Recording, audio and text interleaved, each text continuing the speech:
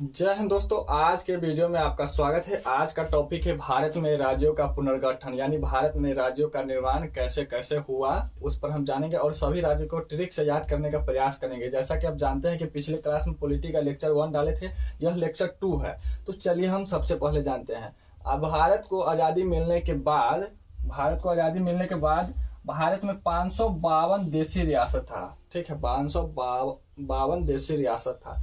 तो सरदार वल्लभ भाई पटेल के नेतृत्व में सभी राज्यों का पुनर्गठन का मतलब पुनः गठन किया गया और सभी राज्यों को भारत के एक संघ में मिलाने का प्रयास किया गया, जो यूनियन बना, जो ऐसा कि पिछले वीडियो में आप जान सकते हैं। तो सभी को एकत्रित करके मतलब कि जो भी 552 छोटे छोटे बुनिया था, एक तरह से समझिए 552 छोटे छोटे बुनिया था, झाड़ के बनाया गया था लगभग। तो उस सभी को सरदार पटेल ने क्या किया, उस सभी को एक जगह लड्डू बनाने का प्रयास किया, लड्डू बनाने का काम किया। तो उसी में सबको तो एक जगह बांध दिए, लेकिन 3 बुनिया अलग अलग बिखर गया, समझिए उस तरीका से। तो उसी को पुनर्गठन फिर पुनः कैसे हुआ, चलिए। तो 552 में एक गुप्त मीटिंग बैठाकर सरदार वल्लभ भाई पटेल के नेतृत्व में सबको भारत के एक संघ में, यूनियन में मिला लिया गया। ठीक है, लेकिन 3 ऐसा है, 549 को मिला लिया गया। ठीक है, 552 में से 549 को मिला लिया गया, लेकिन 3 ऐसा है जो जूनागढ़, ये मिलने के लिए इनकार कर रहा था, पाकिस्तान में मिलने के लिए यहाँ का प्रशासक अपना इच्छा व्यक्त कर रहा था। ठीक है, हैदराबाद भी है, वो उसी से संबंधित है, जम्मू कश्मीर उसी से संबंधित है। तो हैदराबाद को जनमत संग्रह करा करके 1948 में भारत में विलय किया गया। ठीक है, हैदराबाद को, इस पर 549 तो मिल गया, हैदराबाद को जनमत संग्रह करा दिया कि वहां के व्यक्ति से पूछा गया कि आप किसके साथ रहना चाहते हैं, भारत के साथ या पाकिस्तान के साथ। यहाँ के राजा जो बोल रहा था कि वो पाकिस्तान के साथ रहना चाहते हैं प्रशासक, तो इसलिए जनमत संग्रह करा करके इसको भारत में विलय किया गया 1948 में। इसको 1948 में ही ऑपरेशन पोलो के तहत भारत में विलय किया गया। ठीक है, ऑपरेशन पोलो के तहत यहाँ पर सैनिक नहीं जा सकता था, तो सैनिक के ड्रेस चेंज करके पुलिस के ड्रेस में ऑपरेशन पोलो चलाया गया और भारत में विलय किया गया।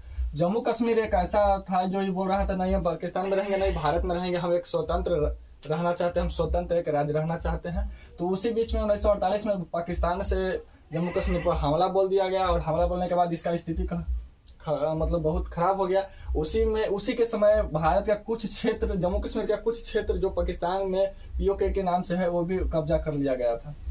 उसके बाद जम्मू कश्मीर, यहाँ के राजा हरि सिंह ने भारत में विलय पत्र पर हस्ताक्षर करके भारत में जम्मू कश्मीर को मिलाया। जब उसके बाद 370 लग गया, कुछ शर्त के साथ भारत में विलय किया, जिसके वजह से 370 लग गया। अब हालांकि 370 हट चुका है, पूरा 370 नहीं हटा है, लेकिन 70 के कुछ प्रावधान हट चुका है। जैसा कि आप जानते हैं कि हाल ही फिलहाल में महाराष्ट्र सरकार ने पर्यटक क्षेत्र के लिए वहां पर कुछ जमीन खरीदा है जम्मू कश्मीर में। जैसा जब तक 370 धारा लागू था उस समय कोई भी व्यक्ति नहीं खरीद सकता, लेकिन हालांकि अभी सरकार ही खरीदा है। इस पर हम एक जम्मू कश्मीर पर एक विस्तार से वीडियो बनाएंगे कुछ इस वीडियो के बाद, अगले वीडियो में। उसमें पूरा कैसे पीओके है, कहाँ से मतलब कि सब कब्जा किया, कैसे कैसे, उस पर पूरा विस्तार से जानेंगे। तो ठीक है, इतना बात आप जान गए। तो इसमें गठन कर दिया गया, इसको पूरा लड्डू बना दिया गया। इसके बाद पहले भारत के राज्य को ए, बी, सी और डी की श्रेणी में बांटा गया था। ठीक है, ए श्रेणी में बांटा गया था, बी श्रेणी में बांटा गया था और सी, डी ऐसे में बांटा गया था। अभी हालांकि राज्य है और केंद्र शासित प्रदेश है अभी, लेकिन पहले ऐसे था। ठीक है, तो इसके बाद ऐसे भाग एक में था गवर्नर का शासन था। इससे संबंधित 9 मतलब ऐसा राज्य था, 9, जैसे बिहार हो गया, संयुक्त प्रांत हो गया, इस प्रकार से था। ठीक है, भाग बी में देशी रियासत था, इसमें भी इसकी भी संख्या 9 है।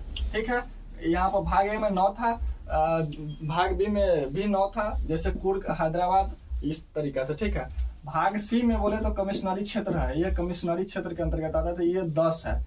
दिल्ली हो गया, हिमाचल प्रदेश हो गया, समझ में आ गया। जो हाल फिलहाल में अभी वर्तमान में देखिए कमिश्नरी क्षेत्र से संबंध कैसे बनाइएगा, तो अभी जो केंद्र शासित प्रदेश है उस तरीका से। ठीक है, यूटी।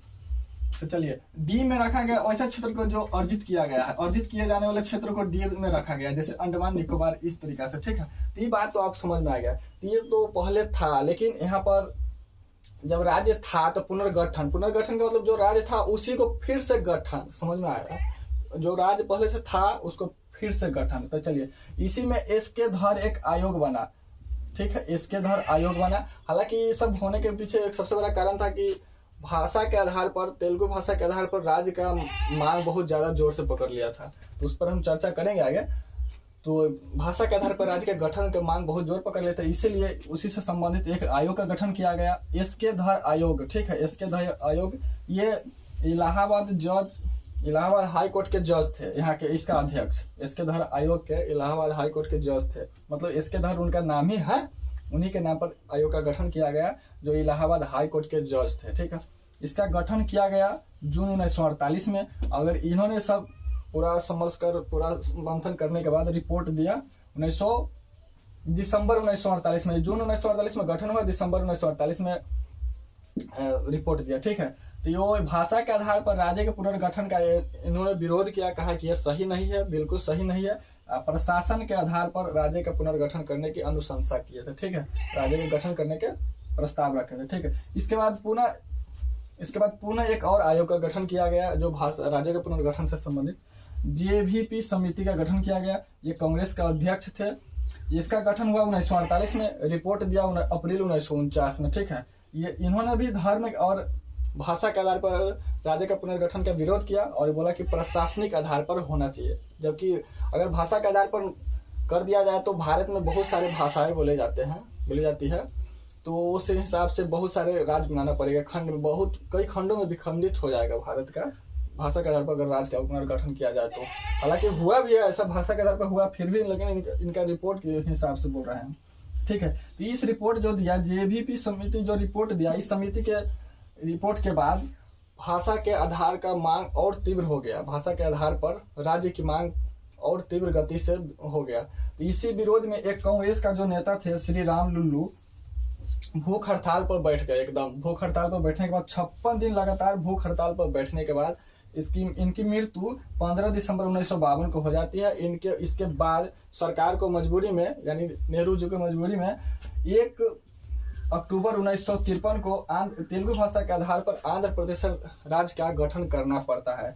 तेलुगु भाषा के आधार पर आंध्र प्रदेश राज्य का गठन करना पड़ता है। हालांकि देखिए कई समिति ने रिपोर्ट का विरोध किया है कि भाषा के आधार पर नहीं होना चाहिए, लेकिन यहाँ पर श्री राम लुल्लू नेता भूख हड़ताल के बाद मृत्यु होने के बाद मजबूरी में करना पड़ा। चलिए इसके बाद क्या होता है, तो इसके बाद पुनः एक और आयोग का गठन होता है, तो फजल आली आयोग, न्यायमूर्ति श्री फजल आली आयोग का गठन होता है। ये जम्मू कश्मीर के जज थे। ठीक है, इसमें 2 सदस्य भी रखा गया, इस समिति में 2 सदस्य थे, के.एम. पनिक्कर और हृदयनाथ कुंजरू। ठीक है, के.एम. पनिक्कर और हृदयनाथ कुंजरू थे।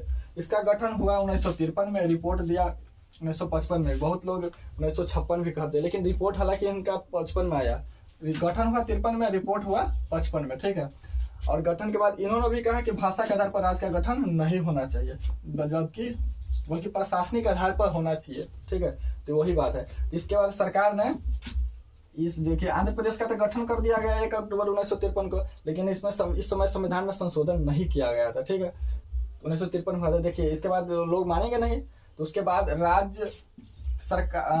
भारत सरकार ने राज्य पुनर्गठन अधिनियम 1956 पारित करने के बाद 7वें संविधान संशोधन करके 1956 में लाया।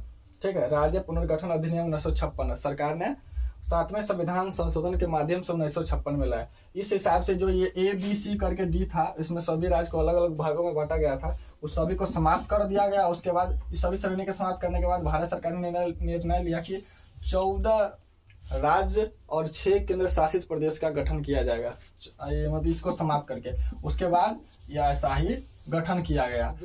आगे पुनर्गठन किया गया उसको हम ट्रिक से याद करेंगे, जो वर्तमान 2015-14 तक है, उस सभी को एक ही ट्रिक से याद करने का प्रयास करते हैं। तो चलिए ट्रिक है, ये ट्रिक को आप भूलिएगा नहीं, हमेशा के लिए याद रहेगा अगर 1-2 बार ध्यान देते हैं तो ट्रिक क्या है? ट्रिक है आम गुना है। ट्रिक है आम गुना है। मैम तुसी गाओ और मौज लो। मैम तुसी गाओ और मौज लो। छाता उठाओ झरने तले बैठ जाओ। छाता उठाओ झरने तले बैठ जाओ। एक बार और देखिए, आम गुना है मैम तुसी। आम गुना है मैम तुसी। मैम तुसी गाओ और मौज लो। मैम तुसी गाओ और मौज लो। ठीक है, छाता उठाओ झरने तले बैठ जाओ। छाता उठाओ और झरने तले बैठ जाओ। तो चलिए, आ से हो गया आंध्र प्रदेश, 1953 में इसका गठन हुआ। ठीक है, म से हो गया महाराष्ट्र, इसका गठन 1960 में हुआ। ग से हो गया गुजरात, 1960 हुआ।